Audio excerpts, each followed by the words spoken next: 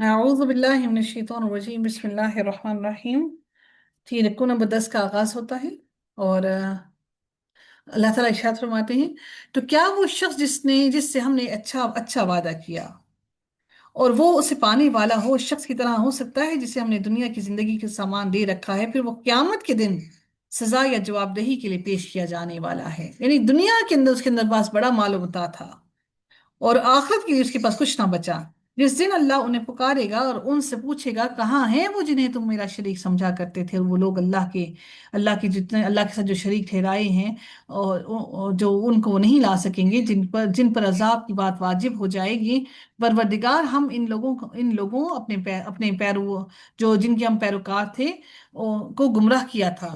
یعنی کہ پروردگار وہ کیا کہیں گے کہ ہم نے ان لوگوں کو گمراہ کیا تھا اور انہیں ایسے ہی گمراہ کیا جیسے ہم خود گمراہ تھے۔ اب آپ کے سامنے ان سے برات کا اظہار کرتے ہیں۔ کتنی اہم ترین بات ہے، کتنی ہی اہم ترین بات ہے۔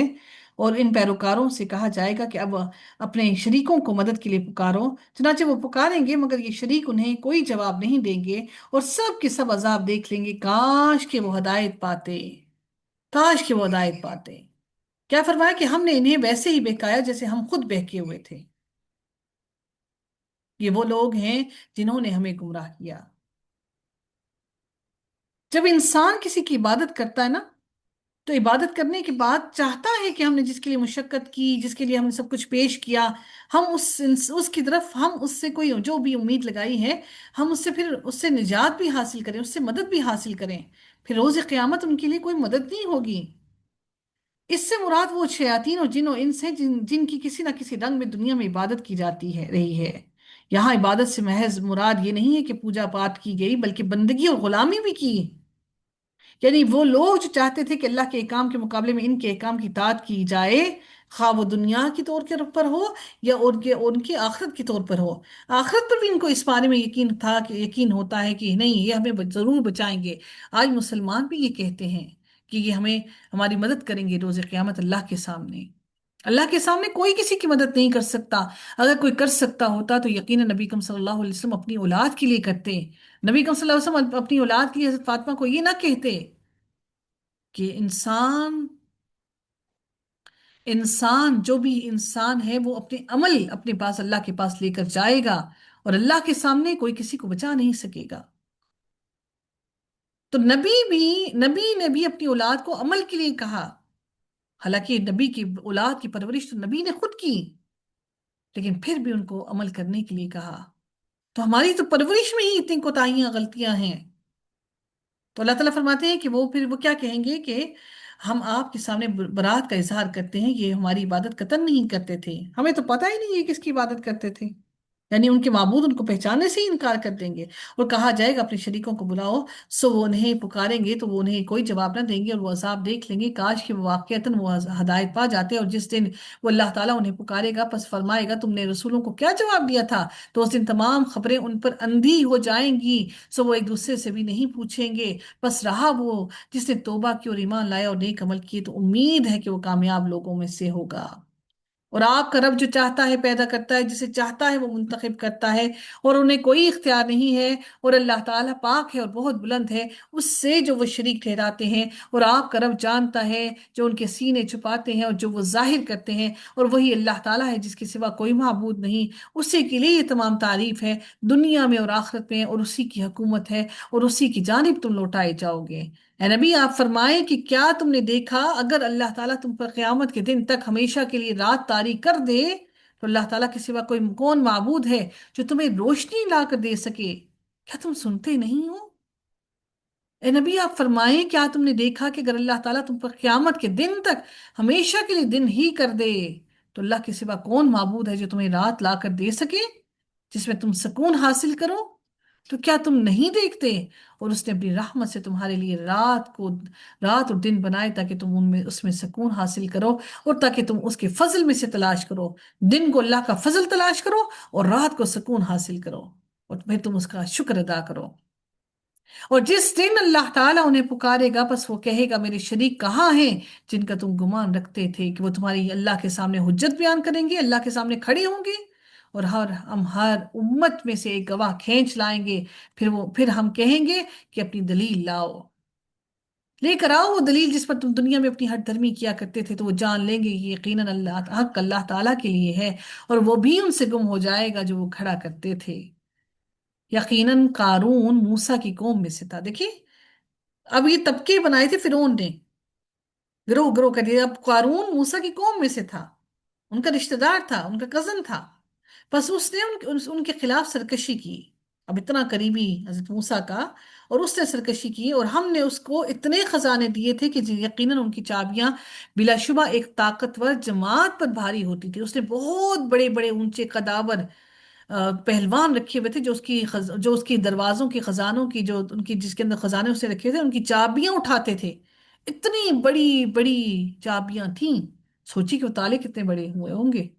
یعنی ہم نے کبھی ایسا سوچا نہیں، کبھی آپ نے یہ سوچا یہ بات کہ جتنا بڑا تالا اتنا زیادہ مضبوط ہوگا، اس کو توڑنا اتنا مشکل ہوگا، اور اتنی بھاری اور اتنی بڑی بڑی چابیاں تھیں کہ جس کو ایک طاقتور جماعت اٹھاتی تھی۔ اللہ اکبر! سوچیے کہ پھر اس کے خزانے کتنے ہوں گے جس کے تالے اس نے اتنے مضبوط بنوا رکھے تھے۔ یہ کیا کیا کرتا تھا کہ لوگوں کو اگر کوئی کام کرواتا تھا، کیونکہ ساری قوم غلام تھی، تو ان کو اجرت نہیں دیا کرتا تھا، اس نے کبھی پیسہ لگایا نہیں، اور فرعون سے ہر کام کے معاملے میں وہ اجرت لیا کرتا تھا، بہت قریبی تھا فرعون کا۔ بنی اسرائیل کی اولاد جو تھی نا، بچے جو تھے، وہ اس کے کنٹرول میں تھے، کہ وہ جو بچے 1 سال وہ لڑکے زندہ چھوڑتے تھے، تو وہ بچپن سے ہی ان کو اپنا غلام بنا لیا کرتا تھا، ان کو بہت تھوڑا سا قلیل کھانے پینے کے لیے دیتا تھا تاکہ وہ صرف زندگی گزار سکیں، اور تھے وہ ہڈیوں کے ڈھانچے ہی۔ حضرت موسیٰ علیہ السلام نے بہت سمجھایا قارون کو، لیکن قارون نے نہ سنا، اور لوگ حسرت کیا کرتے تھے قارون کے خزانے دیکھ کر۔ اور پھر اللہ نے کیا کیا کہ وہ سارے کے سارے لوگ اپنے گھروں سے باہر نکلے، جب زلزلہ آیا تو قارون کو اللہ تعالیٰ نے اس کے خزانے اور محل کے ساتھ ہی زمین بوس کر دیا، سارا خزانہ بھی اور اس کا محل بھی اور قارون بھی، اور لوگ سارے کے سارے اپنے گھروں سے باہر نکل کے آئے، کسی کا بال بھی بیکا نہ ہوا سوائے قارون کے، سارے وہاں موجود ہیں۔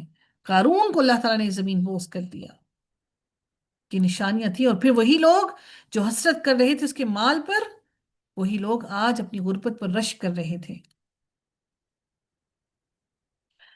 جب اس کی قوم نے اس سے کہا اتراؤ مت، یقیناً اللہ تعالیٰ اترانے والوں کو پسند نہیں کرتا، اور جو کچھ اللہ نے تمہیں دیا ہے اس سے آخرت کا گھر تلاش کرو، اور دنیا میں سے اپنا حصہ مت بھلاؤ، اور احسان کرو جیسا کہ اللہ تعالیٰ نے تمہارے ساتھ احسان کیا ہے، اور زمین میں فساد تلاش نہ کرو، یقیناً اللہ تعالیٰ فساد کرنے والوں سے محبت نہیں کرتا۔ اس نے کیا کہا؟ بلا شبہ یہ جو مال مجھے ملا ہے، یہ میرے اپنے علم کی وجہ سے مجھے ملا ہے، میرے پاس علم تھا جو میں نے یہ مال کمایا۔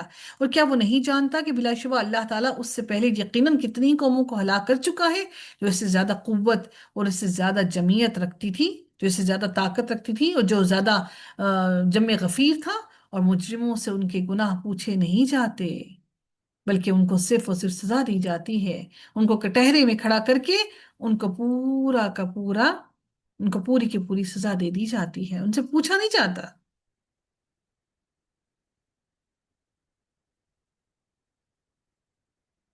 فرعون نے موسیٰ علیہ السلام کو پالا، لیکن کیا اس نے نہیں، اسے کوئی عہدہ نہیں دیا تھا ان کو۔ اچھا جی، بس وہ اپنی قوم کے سامنے اپنی زینت میں نکلا۔ کون نکلا؟ وہ قارون۔ اب دیکھیے گا کیا ہوا۔ جو لوگ دنیا کی زندگی کا ارادہ رکھتے تھے انہوں نے کہا ہے کاش ہمارے لیے بھی اسی جیسا سب کچھ ہوتا جو قارون کو دیا گیا ہے، بلا شبہ وہ تو یقیناً بڑی قسمت والا ہے۔ اور جن لوگوں کو علم دیا گیا تھا انہوں نے کہا افسوس تم پر، اللہ کا اجر اس کے لیے بہت بہتر ہے جو ایمان لایا اور نیک عمل کیا، اور وہ چیز نہیں دی جاتی مگر صبر والوں کو۔ چنانچہ ہم نے اس کو اور اس کے گھر کو زمین میں دھنسا دیا، پھر اس کے لیے کوئی گروہ ایسا نہ تھا جو اللہ تعالیٰ کے مقابلے میں اس کی مدد کرتا، اور نہ وہ خود ہی اپنا بچاؤ کرنے والا تھا۔ اور جن لوگوں نے کل اس کے مرتبے کی تمنا کی تھی، جو ایک دن پہلے بات کہہ رہے تھے کہ کاش ہمارے پاس بھی یہ ہوتا، وہ ایسے ہو گئے کہ کہنے لگے افسوس، یقیناً اللہ تعالیٰ اپنے بندوں میں سے جس کے لیے چاہتا ہے رزق کو کشادہ کر دیتا ہے اور تنگ کر دیتا ہے۔ اگر یہ نہ ہوتا کہ اللہ نے ہم پر احسان کیا ہے، تو ہمیں بھی ضرور ایسے ہی زمین میں دھنسا دیتا۔ افسوس کہ یقیناً کافر کامیاب نہیں ہوں گے۔ یہ سب اپنی آنکھوں سے کھلے دیکھ رہے تھے۔ یہ آخرت کا گھر ہم نے ان لوگوں کے لیے بنایا ہے جو زمین میں نہ بڑا بننے کا ارادہ رکھتے ہیں اور نہ ہی فساد کا، اور انجام کار متقیوں کا ہی ہے۔ جو کوئی نیکی لے کر آیا تو اس کے لیے اس سے بہتر ہے، اور جو شخص برائی لے کر آیا تو جن لوگوں نے بھی برائیاں کی انہیں بدلہ نہیں دیا جائے گا مگر وہی جو وہ عمل کرتے تھے۔ یقیناً جس نے اپنے آپ پر قرآن کو فرض کیا ہے وہ آپ کو ایک اچھے انجام تک ضرور واپس لانے والا ہے۔ یعنی کیا قرآن آپ کو اچھے انجام کی طرف لے کر جائے گا؟ اے نبی آپ کہہ دیں میرا رب ہی زیادہ جاننے والا ہے کہ کون ہدایت لے کر آیا اور کون واضح گمراہی پر ہے، اور آپ یہ امید نہ رکھتے تھے کہ آپ پر کتاب اتاری جائے گی مگر آپ کے رب کی طرف سے رحمت ہے۔ آپ کافروں کے لیے مددگار نہ بنیں، آپ ان کی مدد نہ کریں اور نہ ان کو راضی کرنے کی کوشش کریں، اور وہ آپ کو اللہ تعالیٰ کی آیات سے نہ روک دیں اس کے بعد کہ آپ کی طرف نازل کر دی گئی ہیں تمام باتیں، اور آپ اپنے رب کی طرف بلائیں اور مشرکوں میں سے نہ بنیں، اور اللہ تعالیٰ کے ساتھ کسی دوسرے معبود کو بھی نہ پکاریں۔ اس کے سوا کوئی معبود نہیں، ہر چیز ہلاک ہونے والی ہے سوائے اس کے چہرے کے، اللہ تعالیٰ کے وجود کے، باقی سب چیزوں کو ہلاک ہونا ہے، فیصلہ اسی کا ہے، اور تم سب اسی کی طرف لوٹائے جاؤ گے۔ میرا رب ہم سب پر اپنا رحم فرمائے اور ہم سب کی مغفرت فرمائے، ہم سب کی مشکلوں کو آسان فرمائے، آمین یا رب العالمین۔ سورۃ العنکبوت کا آغاز ہوتا ہے جو کہ مکی سورہ ہے، اس کا بھی آغاز حروف مقطعات سے ہی ہوتا ہے۔ یہ سورت اس زمانے میں نازل ہوئی جب مکہ میں مسلمانوں کو ظلم و ستم بہت بڑھے ہوئے تھے۔ کچھ لوگ ایسے بھی تھے جو دل سے تو اسلام پر یقین رکھتے تھے مگر مشکلات اور مصیبتوں سے گھبرا کر اپنے ایمان کا اعلان نہیں کرتے تھے۔ کچھ ایسے بھی مسلمان تھے جو اسلام لانے کی حد تک تو بہت مخلص تھے مگر مشکلات کے وقت گھبرا جاتے تھے، اور مسلمانوں کا ایک کثیر طبقہ ایسا بھی راسخ الایمان تھا جن کے دلوں میں ایمان اتنا پختہ تھا، جو ان مصائب کو اللہ کی رضا کی خاطر بڑی خندہ پیشانی سے برداشت کرتے تھے۔ اس آیت میں ہر طرح کے لوگوں کو متنبہ کیا جا رہا ہے، تنبیہ کی جا رہی ہے کہ یہی مصائب اور مشکلات ہی ان کے ایمان کی اصل ہیں، جو ان کے ایمان پر پختگی لا رہی ہے اور اصل میں ان کے ایمان کو ٹٹول رہی ہے۔ اللہ تعالیٰ فرماتے ہیں الف لام میم حسب الناس ان یترکوا، کیا لوگوں نے یہ گمان کیا کہ وہ اس پر چھوڑ دیے جائیں گے؟ کہ کیا لوگوں نے یہ سمجھ رکھا ہے کہ اگر انہوں نے یہ کہا کہ ہم ایمان لائے تو اتنی سی بات پر یہ کہہ دینا ہی کیا کافی ہوگا؟ ان یترکو ان یقولوا آمنا، کہ ہم ایمان لے آئیں اور انہیں آزمایا نہیں جائے گا۔ اللہ اکبر، سوچئے ذرا یہ بات کہ ہم سب کہتے ہیں کہ ہم مسلمان ہیں، ہم مسلمان ہیں، ہم مسلمان ہیں، تو میرے رب نے کیا کہا؟ کیا لوگوں نے یہ سمجھ رکھا ہے کہ اللہ تعالیٰ ان کو ایسے ہی چھوڑ دے گا اور وہ بس اتنا کہہ دے کہ ہم ایمان لے آئے، اے اللہ ہم مسلمان ہیں؟ تو اللہ تعالیٰ فرماتے ہیں وَهُمْ لَا يُفْتَنُونَ، اور انہیں آزمایا نہیں جائے گا کیا؟ اللہ اکبر۔ پھر میرے رب نے فرمایا یقیناً ہم نے ان لوگوں کو بھی آزمایا جو ان سے پہلے تھے۔ اللہ تعالیٰ ان لوگوں کو ضرور جان لے گا جنہوں نے سچ کہا، اور یقیناً وہ جھوٹوں کو بھی ضرور جان لے گا۔ یا ان لوگوں نے جو برے کام کرتے ہیں یہ گمان کیا کہ ہم سے آگے نکل جائیں گے، بہت برا فیصلہ ہے جو وہ کرتے ہیں۔ جو شخص اللہ تعالیٰ سے ملاقات کی امید رکھتا ہے تو یقیناً اللہ تعالیٰ کا مقررہ وقت ضرور آنے والا ہے، اور وہ سب کچھ سننے والا اور سب کچھ جاننے والا ہے۔ اور جو کوئی جہاد کرے تو وہ اپنے ہی لیے جہاد کرتا ہے، اللہ کے لیے کوئی نہیں جہاد کرتا، اپنے آپ کو، اپنے درجات کو، ان کی بلندی کے لیے جہاد کرتا ہے، اور پھر اسلام کے دین کو پھیلانے کے لیے جہاد کرتا ہے، اللہ کے دین کو باقی رکھنے کے لیے جہاد کرتا ہے، کیونکہ سب کو پلٹ کر اللہ کی طرف ہی آنا ہے۔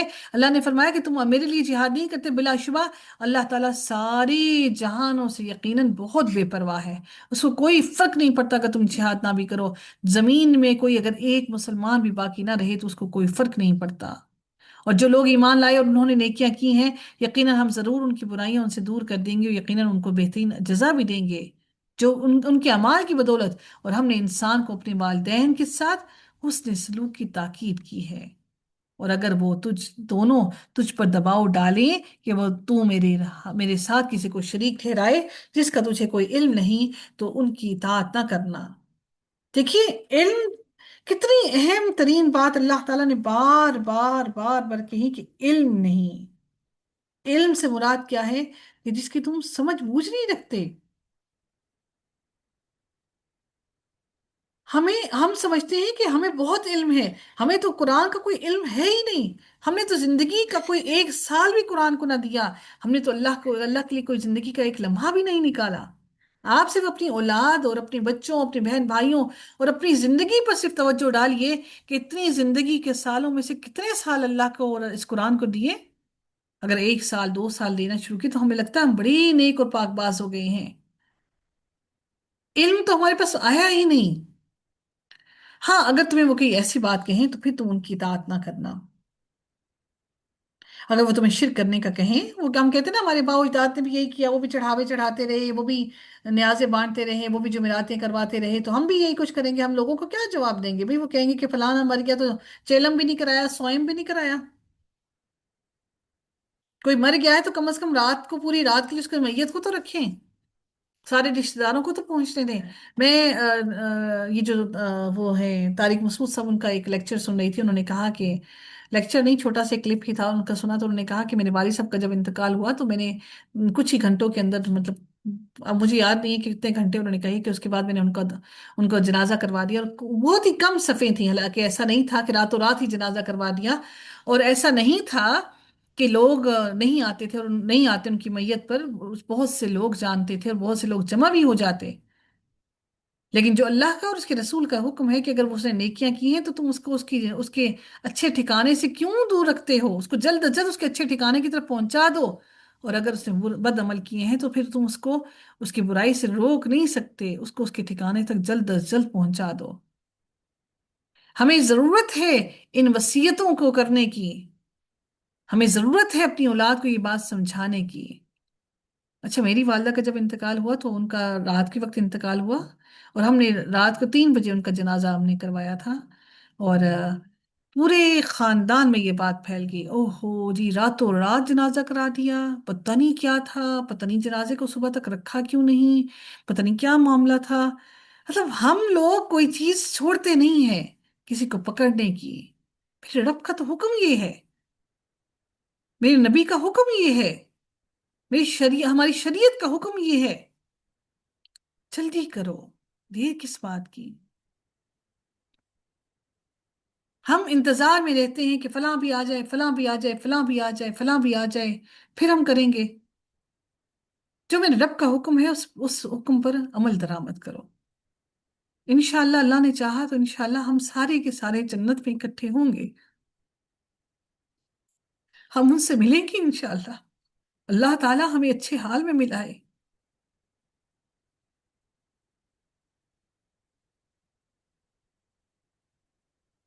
اللہ تعالیٰ فرماتے ہیں کہ کسی کو شریک ٹھہرائے جس کا تجھے کوئی علم نہیں تو ان کی اطاعت نہ کرنا۔ تم سب کو میرے پاس ہی لوٹ کر آنا ہے، پھر میں تمہیں بتا دوں گا جو تم عمل کیا کرتے تھے، اور جو لوگ ایمان لائے ہیں اور جنہوں نے نیک عمل کیے ہم انہیں ضرور نیک بندوں میں داخل کریں گے۔ اور لوگوں میں سے کوئی ہے جو کہتا ہے کہ ہم اللہ تعالیٰ پر ایمان لائے، پھر جب اللہ تعالیٰ کی راہ میں اسے تکلیف دی جاتی ہے تو لوگوں کے ستانے کو اللہ تعالیٰ کے عذاب کی طرح سمجھ لیتا ہے۔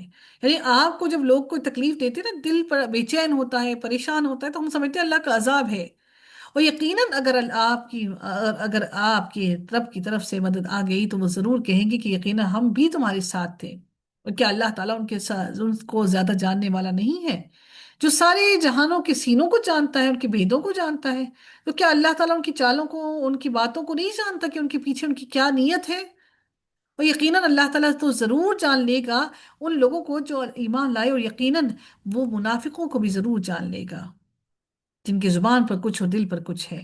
اور جن لوگوں نے کفر کیا انہوں نے ان لوگوں سے کہا جو ایمان لائے کہ ہمارے راستے کی پیروی کرو، اور لازم ہے کہ ہم تمہاری خطاؤں کا بوجھ اٹھا لیں، یعنی ہم تمہاری خطا جو ہوں گی ہم ان کا بوجھ اٹھا لیں گے، حالانکہ وہ ان کی خطاؤں میں سے کچھ بھی ہرگز اٹھانے والے نہیں ہیں، وہ سارے جھوٹے ہیں۔ کہتے ہیں نا کہ تم چلو ایسے کر لو تو ہم تمہیں بچا لیں گے، ہر تکلیف سے، ہر پریشانی سے بچا لیں گے، حالانکہ ایسا کوئی بھی نہیں ہے جو کسی کو کسی تکلیف میں کسی کو کسی بھی تکلیف سے بچا سکے۔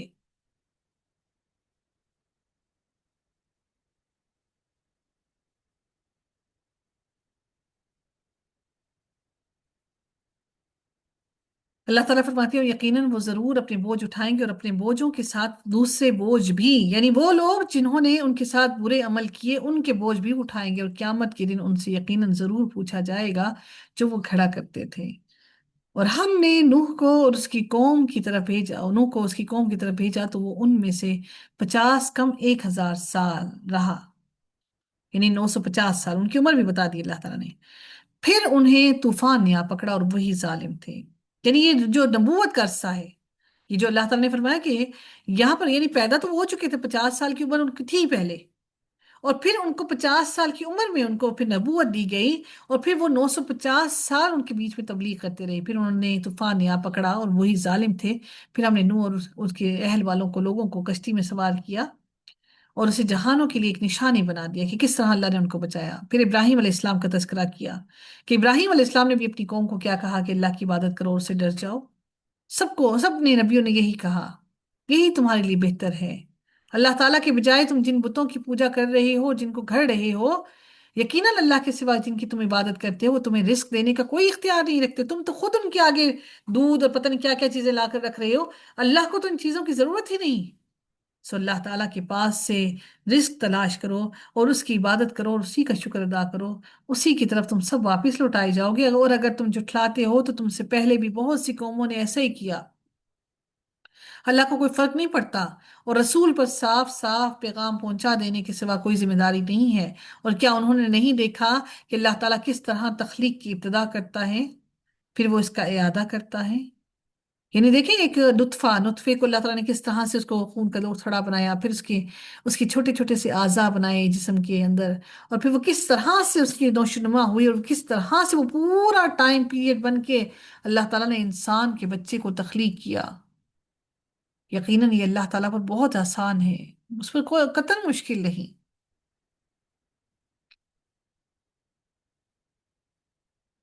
आप ए नबी कह दें कि जमीन में चलो फिरो, फिर देखो कि उसने किस तरह तख्लीक की इब्तिदा की। उनको यही था ना कि ये तख्लीक तुम कैसे कहते हो कि अल्लाह ताला हमें दोबारा उठाएगा। अल्लाह ने कहा कि मैंने पहली दफा जिस तरह तुम्हें बनाया, वो पहली दफा इब्तिदा करना मुश्किल होता है, फिर हर कदम, पहला कदम उठाना मुश्किल होता है, फिर तो आसानियां ही आसानियां हैं। फिर अल्लाह ताला ही उसे दूसरी बार पैदा करेगा, यानी दूसरी बार भी हमें पैदा किया जाएगा। हाँ, हम बगैर माँ बाप के उसी एक नुतफे से पैदा किए जाएंगे जिससे आज हम पैदा हुए हैं, वो एक नुतफा बाकी रहेगा। यकीनन अल्लाह ताला हर चीज पर पूरी तरह कुदरत रखने वाला है, वो जिसे चाहता है सजा देता है और जिसको चाहता है उस पर रहम करके माफ कर देता है, और हम सब उसी की तरफ ही तो लौटाए जाएंगे। और ना तो तुम ना जमीन में आजिज करने वाले हो, ना ही अल्लाह को आसमान में आजिज करने वाले हो, और अल्लाह ताला के सिवा तो कोई भी तुम्हारा दोस्त और मददगार नहीं है। जिन लोगों ने अल्लाह की आयत और उसकी मुलाकात का इनकार किया है, यही लोग हैं जो हमारी रहमत से मायूस हो गए। क्यों रहमत से मायूस हो गए?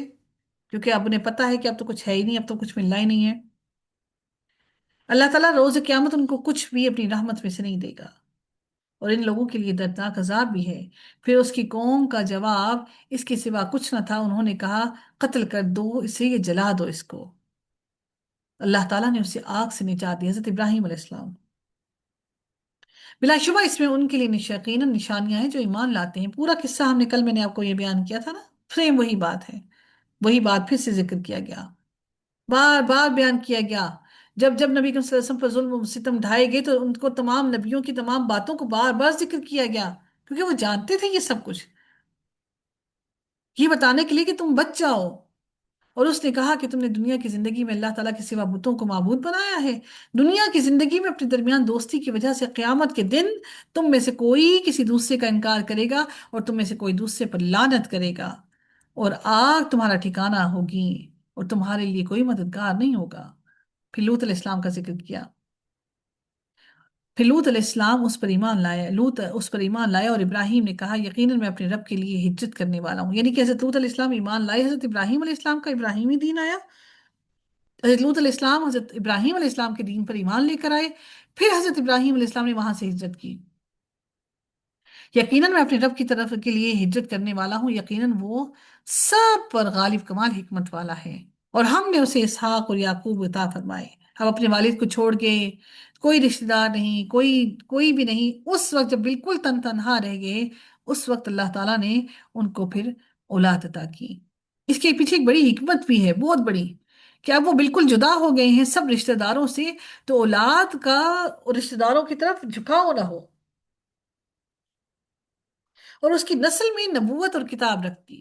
باقی تمام کی تمام انبیاء اور کتابیں انہی کی نسل کے نسل میں نبیوں پر آئیں، اور ہم نے اسے دنیا میں بھی اس کا اجر عطا کیا، اور آخرت میں بھی یقیناً وہ نیک لوگوں میں سے ہوگا۔ آپ کو معلوم ہے، اگر آپ لوگوں کو کسی کو علم ہو، تو جو لوگ، جن لوگوں کے بچے، چھوٹے بچے فوت ہو جاتے ہیں، تو اللہ تعالیٰ نے ان کو کیا کیا کہ وہ بچے حضرت ابراہیم علیہ السلام اور حضرت سارہ علیہ السلام کے حوالے کر دیے جاتے ہیں، اور ان کی جنت میں پرورش کی جائے گی، اور وہ بچے روز قیامت، یعنی کہ جب وہ لوگ، یہ والدین جب جنت میں جائیں گے، تو وہ بچے ان والدین کے حوالے کر دیے جائیں گے۔ سبحان اللہ! اور یہ بچے اپنے والدین کے لیے اللہ کے سامنے حجت کریں گے، اپنے والدین کو جنت میں داخل کروانے کے لیے، لیکن وہ اس صورت میں کہ اگر ہم نے صبر کیا۔ اللہ تعالیٰ کسی بڑی آزمائش میں مبتلا نہ کرے، لیکن اگر کوئی اس تکلیف میں سے گزرا ہے، تو اللہ تعالیٰ ان سب کو صبر جمیل عطا فرمائے، اور میرا رب ان کے لیے بہترین اسباب بنائے، ان کو بہترین بدل عطا فرمائے۔ اور لوط کو بھیجا جب اس نے اپنی قوم سے کہا، یقیناً تم واقعی اس بے حیائی کو آتے ہو جو تم سے پہلے کے جہانوں میں کبھی، اس سے پہلے کسی نے ایسا اتنا بڑا کام نہیں کیا۔ آج تو یہ عام ہو گیا نا، ہر طرف ہی عام ہو گیا ہے، اب تو رولز اینڈ ریگولیشنز بن گئے ہیں۔ یقیناً کیا تم واقعی مردوں کے پاس آتے ہو، اور تم راستے کاٹتے ہو اپنی مجلسوں میں برا کام کرتے ہو؟ تو اس کی قوم کا جواب اس کے سوا کچھ نہ تھا، کہ راستوں میں بھی بیٹھ جاتے تھے ہاتھ لگا کر، کہ کوئی مرد آتا اس کو پکڑ لیتے، کہ انہوں نے کہا اگر تم واقعی سچوں میں سے ہو تو ہم پر اللہ کا عذاب لے آؤ، لے آؤ، ہم نہیں ڈرتے۔ لوط علیہ السلام نے کہا، اے میرے رب، فسادی قوم کے خلاف میری مدد فرما۔ اور جب ہمارے فرشتے ابراہیم کے پاس بشارت لے کر آئے، تو انہوں نے کہا کہ ہم اس بستی کے لوگوں کو ہلاک کرنے والے ہیں، اس کے باشندے یقیناً ظالم ہیں۔ ابراہیم نے کہا، اس میں لوط بھی ہیں۔ فوراً ان کی فکر ہوئی، انہوں نے کہا، ہم زیادہ جاننے والے ہیں کہ اس میں وہ کون ہے، یعنی ہمیں بے خبر نہ سمجھو، مطلب انسان ہے نا۔ دیکھیے کتنی خوبصورت بات، کہ نبی ہیں، نبی کے پاس فرشتے آئے، خوشخبری دی، تو نبی نے، اگر نبی کو علم ہوتا کسی چیز کا، تو وہ لوط علیہ السلام کا نہ پوچھتے؟ پہلی بات کیا پوچھی کہ فرشتوں سے، کہ اس میں تو لوط بھی ہیں۔ فوراً پریشانی ہوئی، تو فرشتوں نے کیا جواب دیا، کہ ہم زیادہ جاننے والے ہیں کہ ان میں کون ہے۔ پھر انہوں نے ان کو تسلی دی کہ ہم یقیناً اس سے اور اس کے گھر والوں کو بچا لیں گے۔ نبیوں نبی بھی کسی خیر اور کسی شر سے کسی کو بچا نہیں سکتے تھے، تو ہم کیسے کہہ دیتے ہیں کہ ہم فلاں کے پاس چلے جائیں تو وہ ہمیں اس سے جائیں گے تو تعویذات لے آئیں گے تو خیر ہی خیر ملے گی، تو فلاں کے پاس چلے جائیں گے تو یہ ہو جائے گا، تو فلاں کے پاس چلے جائیں گے تو وہ ہو جائے گا، جبکہ اللہ کی طرف پلٹنا نہیں چاہتے۔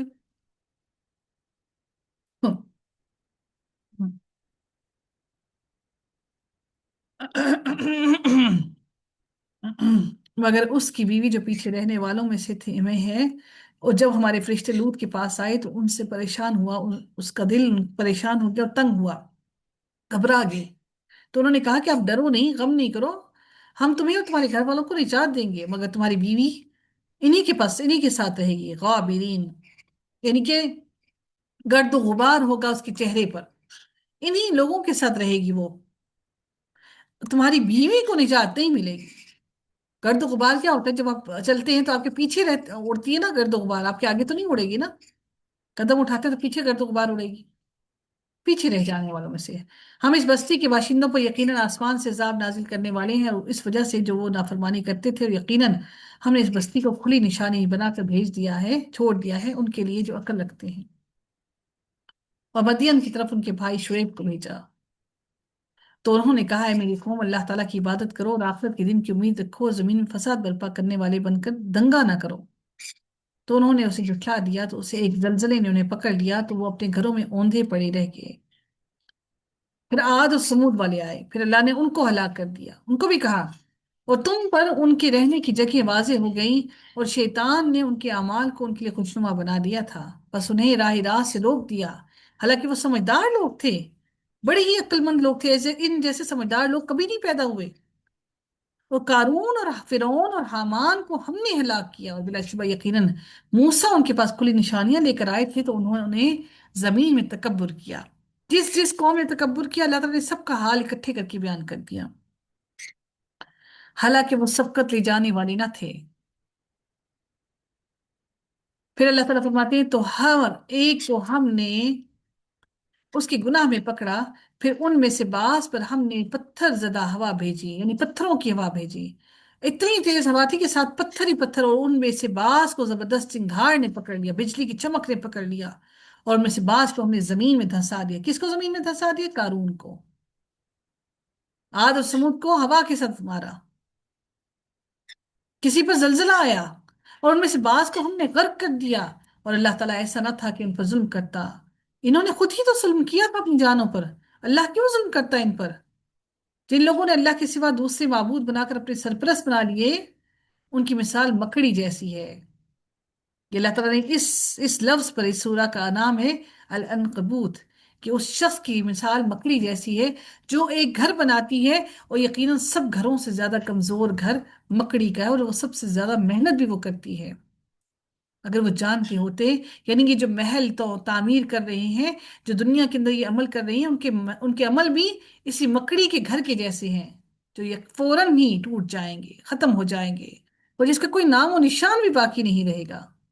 یقیناً اللہ تعالیٰ ان تمام چیزوں کو جانتا ہے جنہیں وہ اللہ تعالیٰ کے سوا پکارتے ہیں، وہ تو سب چیزوں سے واقف ہے۔ اور یہ مثالیں ہیں جو ہم لوگوں کے لیے ہی بیان کرتے ہیں، اور انہیں علم رکھنے والوں کے سوا کوئی نہیں جانتا۔ اللہ تعالیٰ نے آسمانوں اور زمین کو برحق پیدا کیا ہے، یقیناً اس میں ایمان والوں کے لیے نشانیاں ہیں، یقیناً اس میں ایمان والوں کے لیے نشانیاں ہیں۔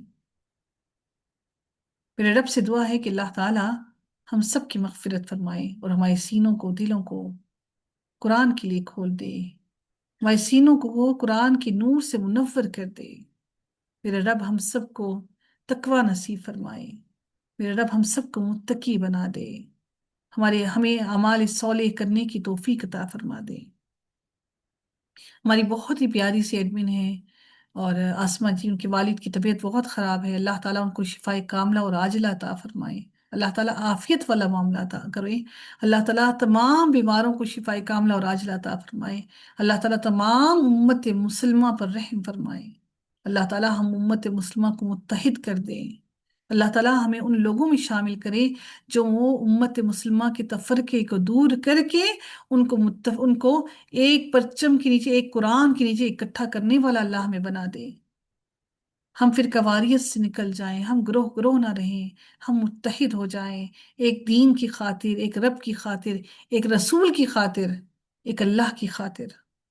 اللہ تعالیٰ ہم سب کو ایک متحد قوم بنا دے، تاکہ ہم ان کافروں، ان یہودیوں اور عیسائیوں کے مقابلے میں ہم سارے کے سارے مسلمان متحد ہو کر ایک ایک ایک طاقتور قوم بن سکیں۔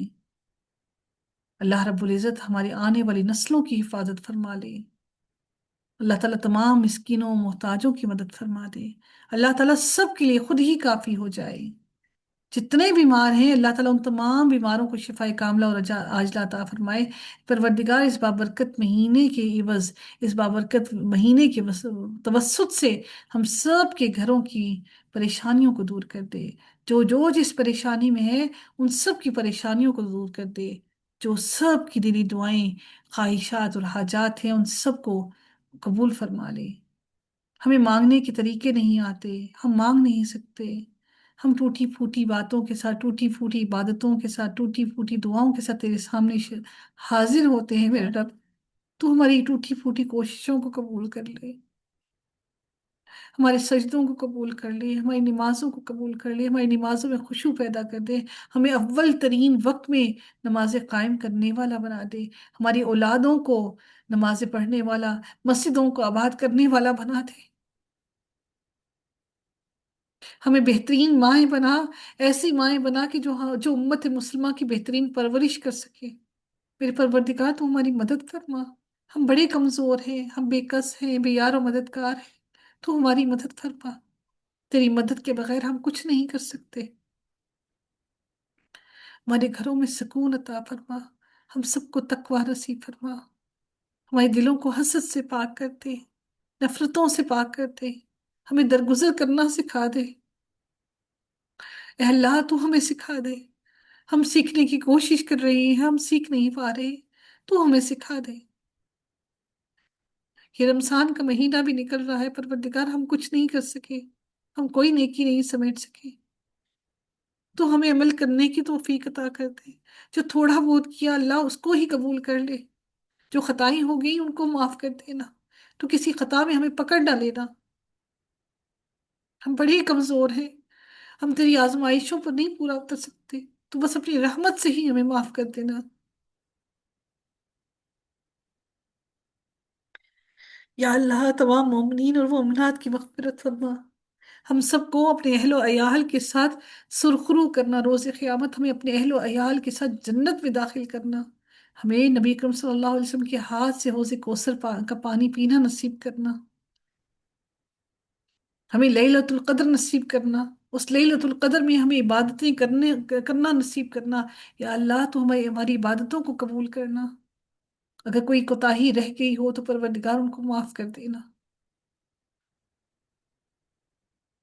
یا اللہ تمہارے والدین جن جن کے والدین زندہ ہیں ان کو محتاج نہ کرنا، کسی کا محتاج نہ کرنا، تو ہم سب کو تو اپنے ہی در کا محتاج رکھنا، ہم سب کو صحت والی زندگی عطا کرنا، ایمان والی زندگی عطا کرنا، تقوی والی زندگی عطا کرنا۔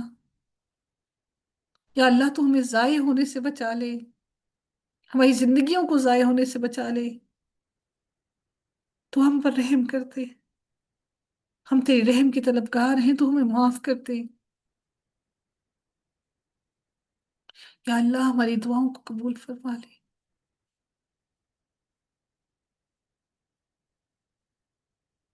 صلی اللہ تعالی علی خیر خلقی اجمعین برحمتک یا ارحم الراحمین۔ سبحانک اللہم و بحمدک نشہد لا الہ الا انت نستغفرک و نتوب الیک۔ السلام علیکم ورحمۃ اللہ وبرکاتہ، آمین یا رب العالمین۔